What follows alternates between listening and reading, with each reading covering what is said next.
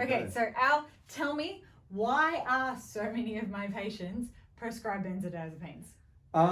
Well, I guess the short answer to that is they will work. Like if I come into you, if I'm a patient, all right, and I'm all kind of not traveling well and super anxious or whatever, and I'm doctor, sort me out now, right? Yeah. The doctor's like, oh, well, I need to sort this person out now. What's going to do that? Benzodiazepines going to do that. Okay, so we're talking diazepam, which is Valium. Yeah. What are the others? Oh, look, Valium's a big one. There's like clonazepam, there's oxazepam, there's, if it ends in pam. Yeah, okay, Yeah, all right, that's so what it we're ends in talking pam, about. okay. Yeah. But then what? Okay, so so this is the thing, the then what, okay? So it works right now, okay? No worries. But you're sort of sacrificing your future to feel better right now. Yeah. Okay. I've pre-drawn my graph here. So this is my anxious freaking out face, and this is my I'm totally chilled out face. All right. Thank you for making that clear. All right, no worries. So here I am. I'm up here. I'm in my anxious sort of freaking out kind of state, right? Yeah. And I have myself some Valium or alcohol or whatever it is. Some form of pretty much does sedative. the same kind of thing, right? Yeah. So those kind of sedatives work on this system called GABA, blah blah blah. What essentially happens is they work really well and they bring the anxiety right down. Yeah. Pretty quick. Yeah. Okay. So people are like, that is amazing. I love it. Yeah. Right. So if that was the end of the story, wow, perfect, Yeah. gold. But it's not the end of the story, No. okay? Because let's say you were anxious and whatever today, right? Not because of something that just happened today, just because you're anxious and freaking out like all the time. Yeah. All right? If that's the case, you have yourself your Valium or whatever. Yeah. You feel better for it, but when it wears off, you go back to where you were before, plus a tiny bit worse. Right? Barely worse. Like you barely even notice Okay. the difference. Okay. And the half-life is different depending Yeah, on yeah, in terms so- of how long it takes to wear off. Yeah. So They're a bit the different difference, between that's them. the main difference between the different. Oh, it's one of the main differences. Yeah. Some of them work really fast and then wear off really suddenly. So Xanax is a classic for that. So Okay. people love Xanax, which is alprazolam. They love it because it hits them pretty quick. They feel super chill, Yeah. right? But then when it wears off, they're back to where they were before, and they're actually much more prone to have panic because it's actually Okay. it's sort of an exaggerated response Yeah. here. Essentially, what's happening is you've got to pay interest. Yeah. All right, you don't get this decrease in anxiety or whatever for free. All right, so you have yourself your Valium or what have you. Your anxiety goes down. You're feeling nice and chill. You're happy with the world. Everything's great. By the time it wears off, the next day, whatever, you're back to where you were before, plus a little bit worse. Yeah. But no problem because you've got a packet of Valium. And this is Right. what I see. Right, no problem. And so you have your next dose of Valium and you go back down again and you're like, you beauty, that works so well.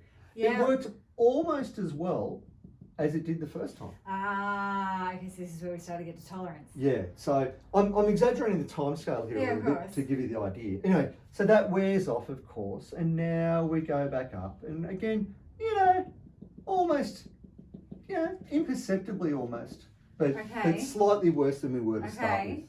I think I see where this is going. Yeah, so let's sort of fast forward now. And this is an exaggeration in terms of the time scale. But it's here. illustrative. Yeah, thank you. All right. So you have some more, didn't work quite as well. It wore off. Oh, but I have some more. And we entered this sort of pattern here. Yeah, okay, so this is where we start getting into tolerance. So Yeah. your standard dose of 5 milligrams of diazepam Yeah. works okay the first couple of times, but Yeah. after a while, After it's it- not taking the Yeah. edge off as So much. we've drawn this like it's 4 doses, but this might be a couple of weeks, say. All right. Yeah. So let's just sort of put this line across. So we're only actually halfway to our kind of happy face, here, Right. or our relaxed face. But then right? the withdrawal. But look where we are the next day, right? So we need a new emoji here. We need something like a diabolical, right? So let's do this, all right? So we're really we're even going to change our shape here, right? Because we're not happy, okay? Uh-huh. All right. So what do we do? What do we do when that's the case?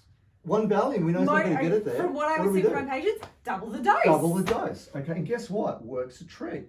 Back Yeah, down gets you you back go. down to there. All the way down Yeah. you go. Thank God we could double the dose. What's the problem? Now the rebound is worse. Right. The rebound is worse. Okay, so over time, using sedatives like Valium and alcohol increase anxiety over time. Yeah. All right, that's the problem. If it, this is the problem that we find ourselves in. Yeah. Okay, so now is there any role at all for it? Well, there is. Okay, but it's sort of got to get through this particular day because this particular day is going to be like, let's say I've got anxiety or PTSD or whatever, right? But I've got to get to my daughter's wedding in Perth, okay? And I've got to get on a plane, and normally I couldn't get on a plane. Well, on that particular day, have some Valium, all right? Get yourself chill so you can survive the flight, all right? Yeah, you'll be a little bit more anxious the next day, but, you know, get to the wedding and blah, blah, blah, and have some Valium to get the flight home. That's kind of okay, all right? So it's crisis management, spaced out, so you only have one here and then one a couple of days later, so we're not kind of getting too much of the cumulative. Not just, I'm going to have a Valium because it's Tuesday. If you're taking Valium or whatever benzo you like on consecutive days, you're setting this up. Now, there are plenty of people out there who get to a kind of stable dose of Valium, all right? So they might be on 20 milligrams a day, every day for years, okay? But chances are they didn't need to get to that. They could have just used it occasionally rather than build up that tolerance. Because now when they try and stop it, they really have a hard time. Does temazepam do this as well? Because I hear Temaze prescribed more for sleep. Yeah, so but it only seems to kind of work for about 4 hours. Yeah, so the thing about Temaze is so if you're taking, okay, let's go the other end. So something really short acting like Xanax. Yeah. Okay, if you're taking that regularly, you're probably taking it like 3 times a day or 4 times a day. So you're going through this roller coaster all day long, all right? With Temaze, if you're using it properly, whatever the hell that means, you're taking it at night, it's lasting about 4 hours, you're probably a bit more sensitive the next day, but you're going through a few kind of half-lives during the day where you're not being affected by it. Okay, so you're not building up quite as bad of a tolerance because you've had a bit of time with it completely out of your system. By the time, I don't know about well and truly, but it's more out of your system. Okay. All right. Because what I see with my patients is it lasts for maybe 4 hours, is what my patients will report. They'll have it at 10. It'll get them asleep until about 2 because it's fast acting, but then by 2 being them awake again. Yeah, and the reason being they're awake again is they're probably into a bit of rebound. Yes. Okay, so my maxim is skills before pills. Whoa, let's write that down. I like that. Yeah. Okay, tell me what you're going to say there. Because here's my issue, right? Well, thank you. Yep. All right. If you are in this habit where you are relying, basically this is you're relying on the medication to do the work to de-arouse you, which in a crisis, okay, it has its place.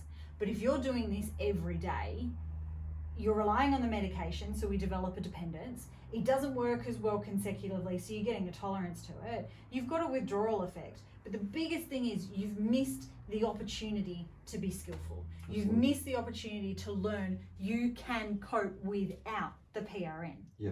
And it's harder, when you're at this point on the scale, it's really hard to go, well, I'll just use some skills. I mean, like, if only we'd started doing that back here.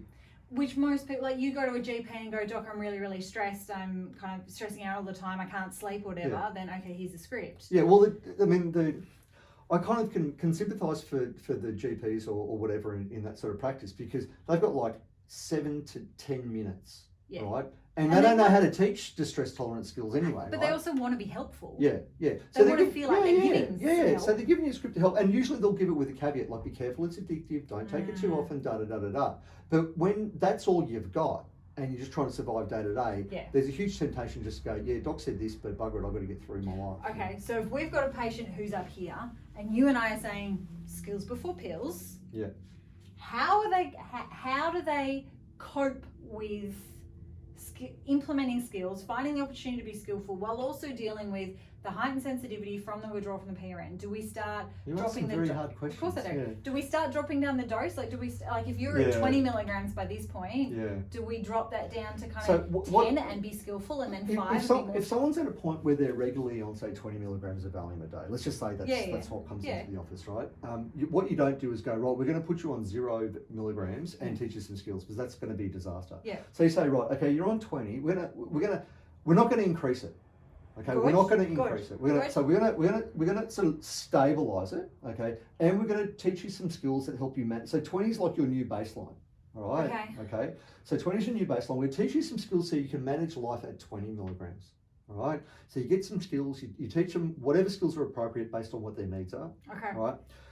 You've got to get them to be fair income about that. Okay. So if they're not really buying into that, it's not going to work. Okay, so you're going to be deliberate in your intention to practice. Yeah. So this comes back to what we talked about previously around an identity shift of I am someone who is learning to be skillful without a reliance on medication to do the work for me. Perfect. And I have these skills at my disposal, right? Yeah. So you need to have that sort of that journey of getting better with that medication locked in. Yep. Okay. And then you need the actual tools to do that. Yeah. Right. But can we make it clear that this sort of stuff around benzodiazepines, very, very different category to antidepressants, SSRIs, SNRIs, which are designed to be taken long-term, stable dose? Yeah, there are. Let's just say that for now, yes. Okay, but people do get tolerant to antidepressants as well. So there is So let's park that. But anyways, so let's say you're this person, you're taking 20 milligrams a day, and that's your rebound. So you need to learn some skills so you can kind of cope at that. All right, and it might be that maybe you need to take people up one notch just so they can actually have enough headspace to learn the skills. But then you've got to start working it down. So can I ask a question? Yeah. Can I borrow your texter? You can. Thanks. All right, so if we follow this trend, I'm losing my board. Yeah. If the Valium gets you to there because that's where your tolerance is, do the skills kind of help you get this last little bit to begin with? So your 20 milligrams that you normally takes the edge off, and then your skills get you a little bit further down. Can that work? It could, and it probably should, right? But what actually people will say is now the 20 milligrams only gets them there, and there's still, there's still a lot of work to do. Yeah, okay. Right? So it depends on how tolerant you are. You know, like, so if the 20 milligrams is getting you down there, well, great, okay, because there's plenty of skills you can learn if you can get your arousal to that point, or even kind of back to where you were to start with, really, back to here somewhere would be okay. All right, so take home message. Take home messages. So sedatives like Valium and the benzodiazepines, I kind of actually think of them a bit like alcohol in tablet form. Okay, yeah. so you're not as likely to have a car accident or whatever maybe, but in terms of the de-arousal, yes, they de-arouse you, but you're going to pay interest, all right? And if you're doing that every day, the interest is very steep. Yeah. Actually, the analogy I've sometimes used is it's like seeing a loan shark for your credit card problem, all right? The loan shark will sort out your credit card problem, but now you've got a bloody big problem. Okay? Yeah, here's your loan shark. Yeah, here's your loan shark. So you're better off actually paying down your credit card debt sensibly, okay? And that's learning skills as soon as you can. So check out we've got some skill stuff up there. Have a look at our skills before pills. Okay, all right. Thanks, Jess. Okay, thanks guys. See you later.